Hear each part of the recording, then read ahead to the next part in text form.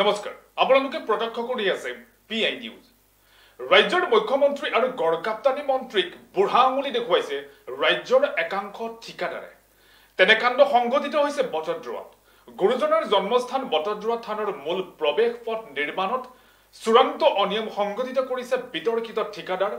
সুনীল বৰুৱাই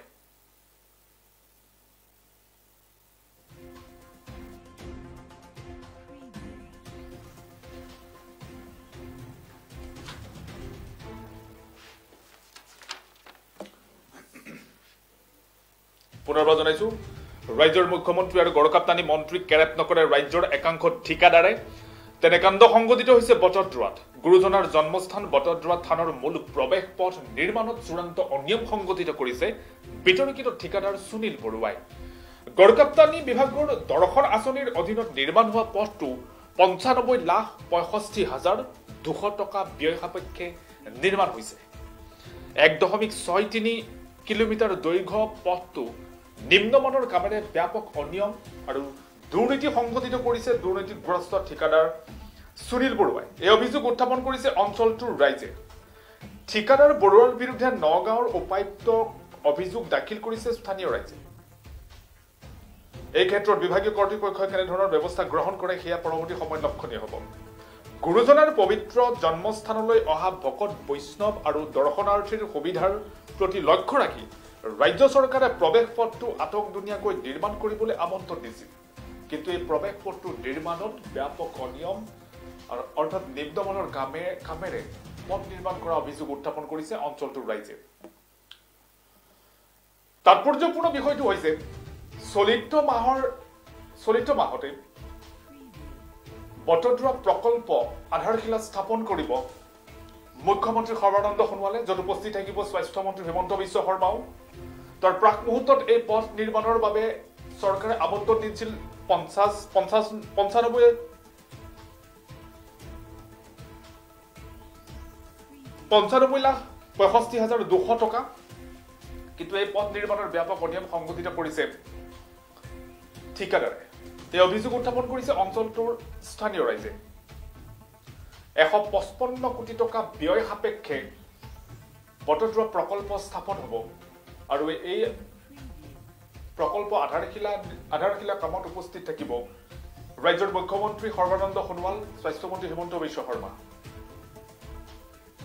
কিন্তু তাৰ প্ৰাক্ষণত ফাদি হৈছে ব্যাপক দুৰ্নীতি পথ নিৰ্মাণত ঠিকাদাৰে দুৰ্নীতি সংঘটিত কৰিছে বটদ্ৰৱাত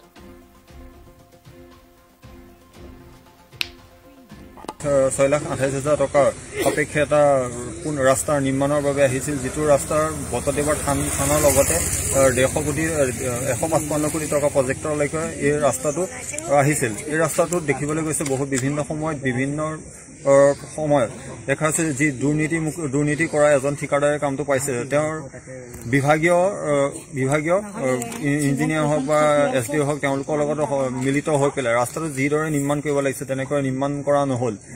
ৰাস্তাটো প্ৰথম পৰ্যায়ত কাৰ্পেটিংটো আঁতৰাই পেলাই তাৰ ওপৰত ৰোলাৰ চলাই পেলাই মেটেল পেলাই ছাইডত 1.2 মিটাৰকে খান্দি পেলাই তাত কালাৰিং চিচিবিলাক লগাব লাগিছে তেনে পৰিলক্ষিত হোৱা নাই সেয়েহে আমি বিভাগীয় হওক আৰু ঠিকাদাৰৰ ওপৰত উচিত তদন্ত হ'ব লাগে কাৰণ যিহেতুহে আমি বিভাগীয় কৰ্তৃপক্ষক অৱগত কৰাইছিলোঁ যে কামটো যিমতে হ'ব লাগিছিল তেনেকৈ সেইমতে হোৱা নাই সেয়েহে পুনৰ ভাঙি পেলাই ৰাস্তাটো পুনৰ কাৰ্পেটিং আঁতৰাই পেলাই নতুনকৈ নিৰ্মাণ কৰিব লাগে আৰু ইয়াৰ ওপৰত বিভাগীয় কৰ্তৃপক্ষক হেঁচা প্ৰয়োগ কৰিব লাগে এই মোৰ চৰকাৰৰ ওচৰত দাবী জনাইছোঁ আপোনাৰ অসম দৰ্শনৰ আণ্ডাৰত বটদ্ৰৱা থানৰ সংযোগী যিটো ৰাস্তা বটদ্ৰৱা হাই ছেকেণ্ডেৰীৰ পৰা বটদ্ৰৱা হাইস্কুলৰ পৰা যিটো আপোনাৰ 1.6 কিলোমিটাৰ যিটো ৰাস্তাৰ কাম হৈ আছে আমাৰ বৰদোৱাত আপোনাৰ আগন্তুক 155 কোটি টকাৰ যিটো আপোনাৰ প্ৰজেক্ট হ'ব বৰদোৱাত আপোনাৰ গুৰুজনাৰ জন্মস্থানত আপোনাৰ সেই কামটো কৰিবৰ বাবে মানে এইটো এটা আপোনাৰ বহুত গুৰুত্বপূৰ্ণ ৰাস্তা হয় এইটো আপোনাৰ হাই ছেকেণ্ডেৰী থান ৰোড আৰু আপোনাৰ ডাইৰেক্ট আপোনাৰ প্ৰকল্পলৈকে যিটো ৰাস্তা গতিকে এই ৰাস্তাটো আপোনাৰ যিমতে কৰিব লাগিছিল সেইমতে কৰা আমাৰ দেখা হোৱা নাই এই ৰাস্তাটো আপোনাৰ আগতেও পুৰণা ৰাস্তাটো ভাঙি পেলাই